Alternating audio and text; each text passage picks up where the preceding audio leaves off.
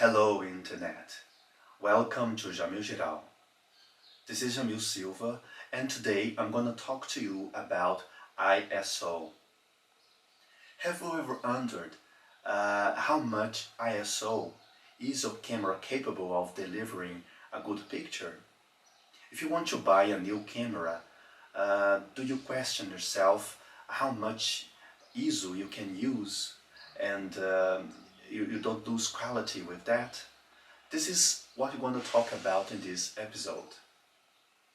First of all, let's define ISO.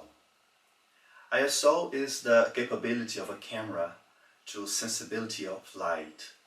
The higher the number, the higher the ISO number, the more sensibility the camera will be to light. This number usually starts at 100. Some pro cameras, some pro consumer cameras and very expensive cameras has this 50 for ISO, but it usually starts at 100. So the lower the number, the more quality of the picture. The higher the ISO number, the quality will deteriorate. When we talk about ISO increments, we talk about doubling these numbers. Every time we double this number, it means that we're going to have one stop of light.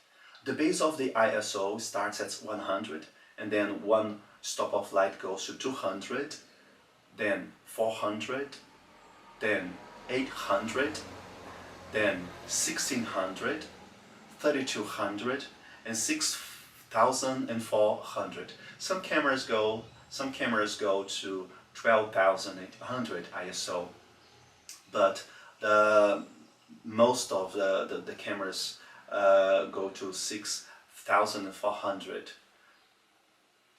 Well, you don't have to use the full stop of light when increasing the ISO. If you are at 100 ISO, you can change it for 200, 400, 800, 1600. But when you want half stops or 1/3 of stops, you can increase, for example, 100. Instead of going to 200, you can go to 125, 160. If you are at ISO 400, instead of going to ISO 800, you can go to 500, 640. So we don't have to increase a full stop of light. I think one important question is, when should I increase the ISO? I have to ask myself that question because the higher the ISO number, the worse quality of the picture I will have. So basically I will increase the ISO only to have more shutter speed. If I am in a condition, a low light condition, for example, where I reached my limited in the shutter speed and I'm holding the camera and my aperture is where I want, so the only option that I have now is to increase the ISO, because if I don't increase the ISO, I will have this blurry picture, non-sharp pictures. So that's why I need to increase the ISO. But as I increase this ISO number, I will have less quality in the picture. So I leave it for last. I will increase the ISO as a last resort. Well, if when I increase the ISO in my camera, I will have an inferior quality picture with grains and everything. How to know the limit without losing this quality? Well, there is a simple rule for that. Well, let's talk about native IOS. The native IOS is that number that the manufacturer says that the camera has, for example, from 100 to 6,400. When we have all the increments, for example, H1, H2, H something, these numbers are higher, but they are not native. They are increments processed by the sensor using software. So you have to consider the native ISO number. For example, talking about the native for a full frame camera, if we have this native number, we just have to decrease 2 stops of light. So if we have a full frame camera and if the native ISO number is 6400, we're gonna reduce 2 stops of light. So we take 6400, we take now 3200, and then we have 1600 ISO. So this is the best ISO number that you can use with your camera, your full frame camera. And if you have another camera which the native ISO number is 12,800, then this number will be different.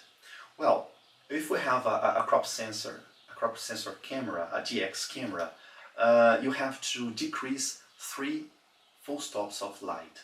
So for full stops of light in a DX camera, you have, for example, if the native number is 6400, let's decrease 3 stops of light. The last number is 6400. Less 1 stop is 3200. Less another stop is 1600 or 1600. So for this DX camera, we have 800 ISO number, and this is the recommended number for a DX camera. The other cameras, the compact cameras, I've noticed that 400, 800, it's usable.